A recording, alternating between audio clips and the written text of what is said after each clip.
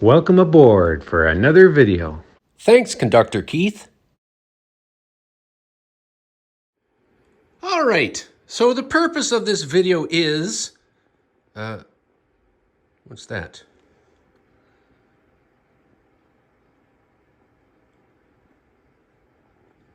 Huh?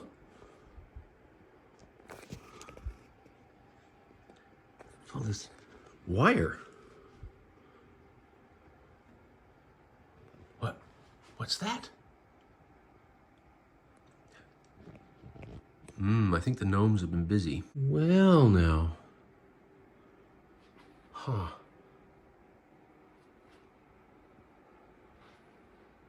Well.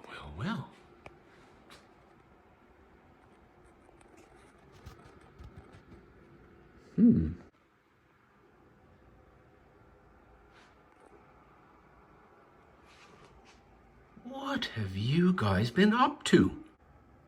And what's that sitting out there at staging? I think we should just pull that train on in here and have a look.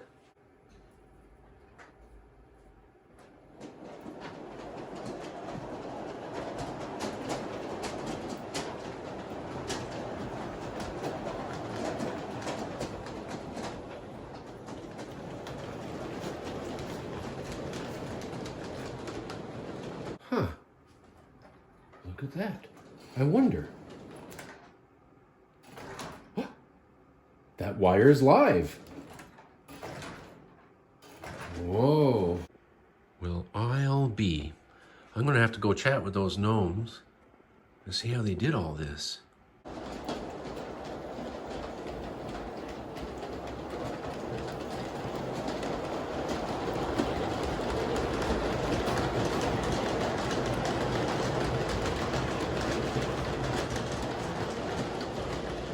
Well, I've got to the bottom of it. It turns out that Lord Michael, seen right there, has financed a small hydro dam nearby and to power the town here of Turnip, and decided that while we're at it, we might as well save on diesel fuel and the fact that electric locomotives are often lower on maintenance than diesel locomotives. And so he commissioned the gnomes to build the overhead wire system. And this locomotive was purchased used.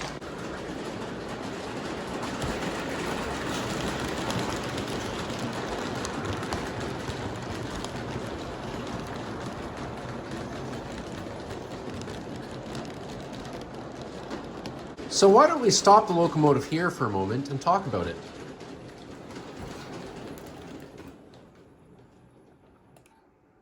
Actually, let's back it up for a better view. There we go. We want to see that dog.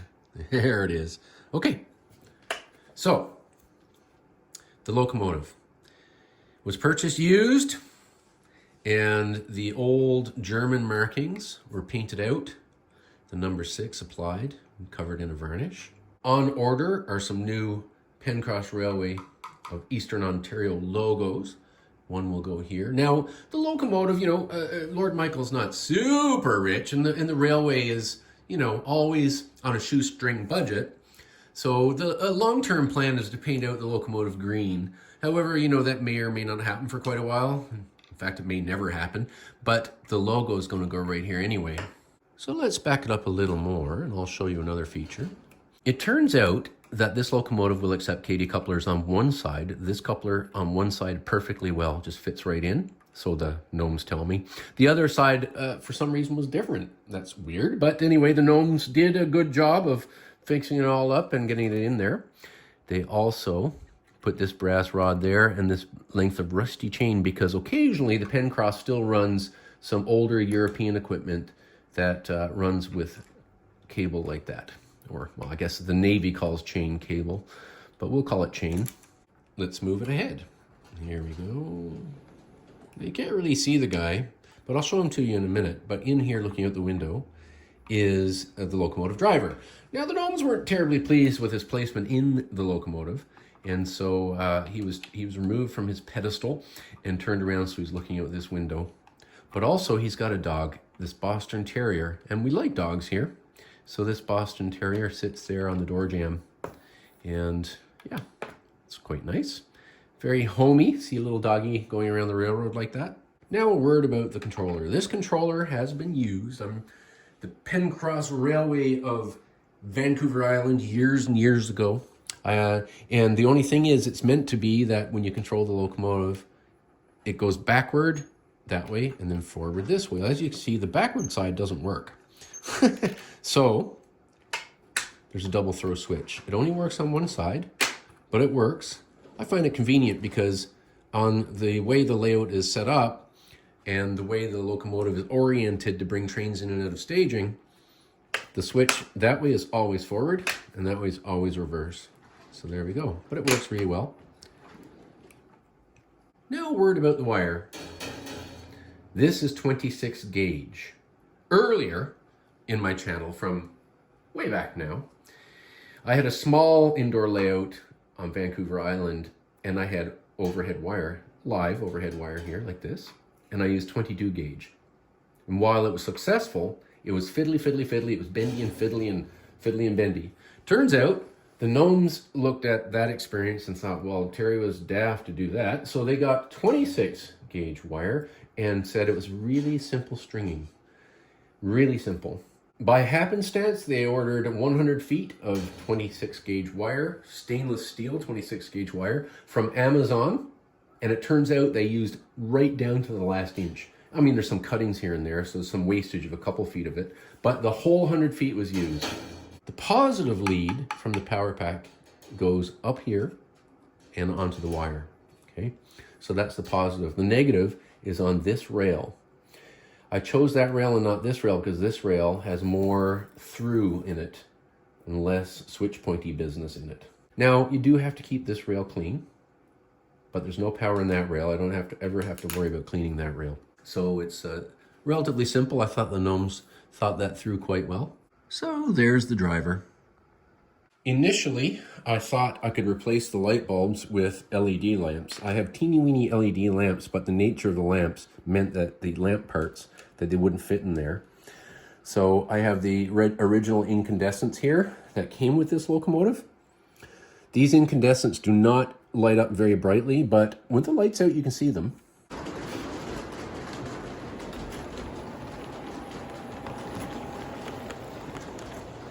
So Simon there in the orangey brownie hat has given me all his work stuff, all the work plans and whatnot, so I can describe to you how they did everything. After the gnomes surveyed the line, they cut up some little blocks of wood using a miter saw. Then they used a drill press and drilled holes in just big enough for the poles they were going to put to press fit down inside. I had a mix of unused aluminum G-scale rail plus aluminum G-scale rail in long lengths that somebody gave me for free that they weren't using. Well, the gnomes found this, and so they set about making poles. They placed everything as best they could using orange paracord to represent where the line overhead might be strung, in an effort to see whether or not they had proper coverage. Their plan was to wrap the wire around each pole as they moved along, so to keep it secure and looking down from above to make sure that it would be in a good place, they used a hacksaw to cut grooves to hold the wire. You can see such a cut underneath the tip of this screwdriver. Before stringing all the wire, they painted all the poles with this household indoor-outdoor paint in a sample size. Now and then they had to add little bits on, like this short length of rail, which they wired onto a larger piece.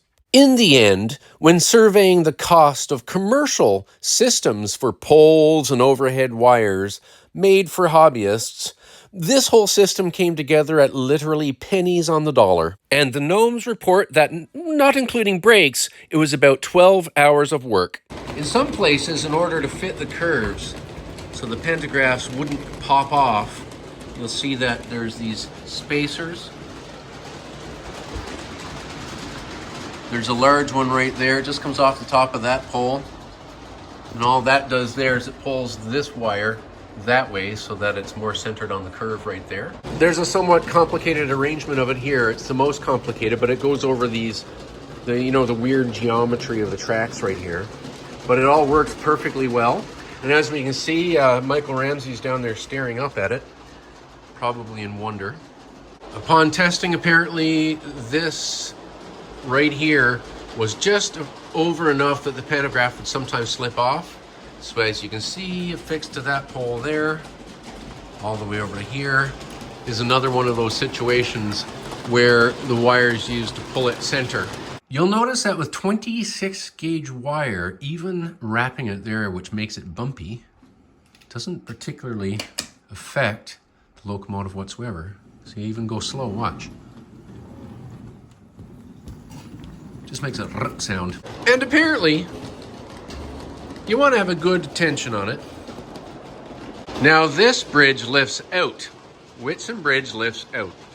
And so, it's so simple. I just pull the joiners on both sides and that's it. The bridge just comes out. Well, how to do the wires? Well, that was easy enough. The gnomes say this is just wrapped around here.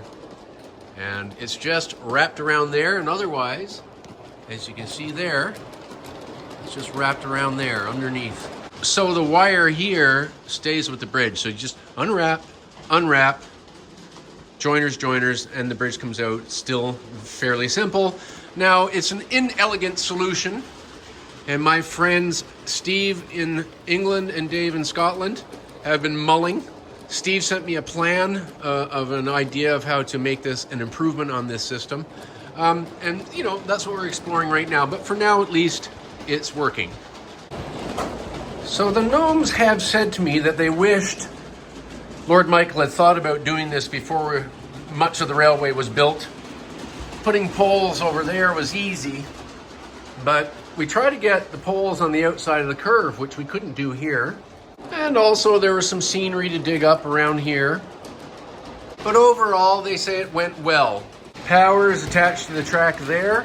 On the opposite side of the layout, it's also attached to this pole and the track, so that there's a bus wires running around, so we have equal power. Well, the Friar is here, of course, in his favorite train watching location, and he's thrilled, absolutely thrilled, to be able to see a whole new, different type of locomotive on the Pencross Railway. Even though he has his vow of silence, he handed me a piece of paper where he says he hopes that you click the like button, that you subscribe, that you comment. We love all comments, but most importantly, share this video so we can help encourage our love of trains.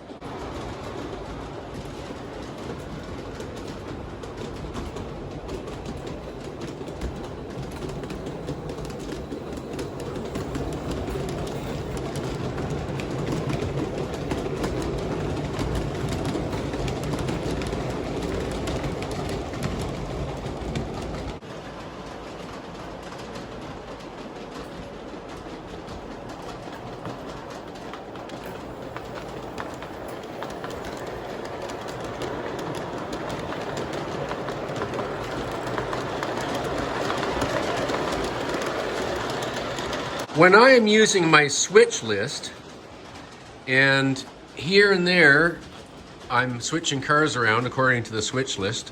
The ones I've already installed Katie couplers on, body mounted, and this is my pick. Well, what a convenient thing that it just can rest right there. Some of the locals appreciate the fact that the electric locomotive is a lot quieter than a diesel.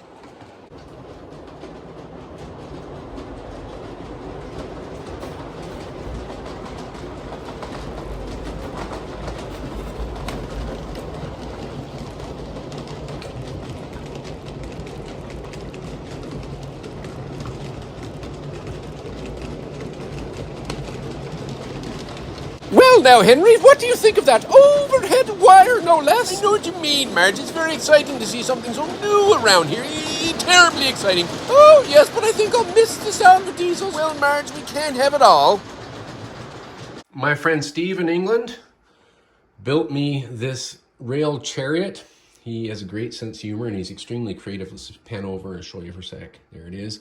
I added the flag and a few things. I painted it. I had to put it together. He built it essentially as a kit and sent it to me. It was a lovely surprise. It's for Lord Michael to go around and inspect his track in.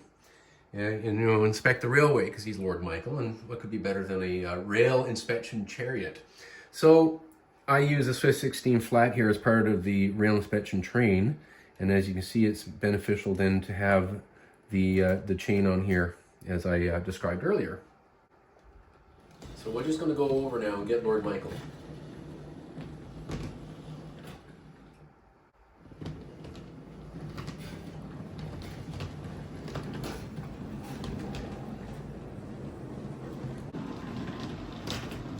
Alrighty, here we go. Chariot is parked.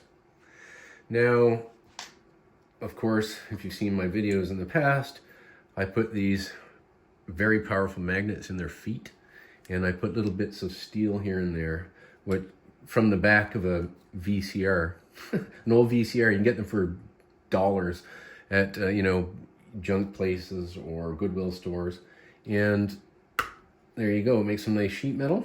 So they just stand there on their magnets. So Lord Michael is going to be joined by Conductor Keith for the inspection today.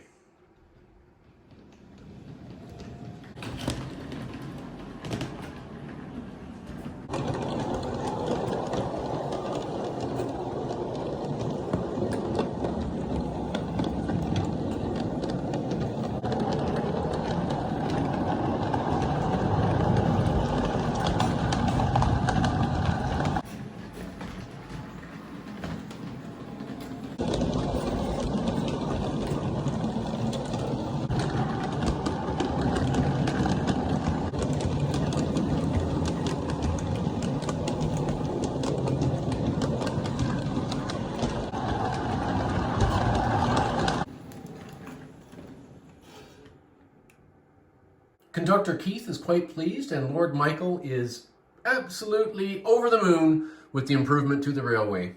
So essentially now I can run any overhead electric locomotive. If I wanted to have another one parked somewhere on the railway, it's just, take down the pantograph and that'll dead off that one. I can still do my radio controlled with sound diesel. And of course, this is part of my operating scheme. Part of the daily operating schedule is this passenger train.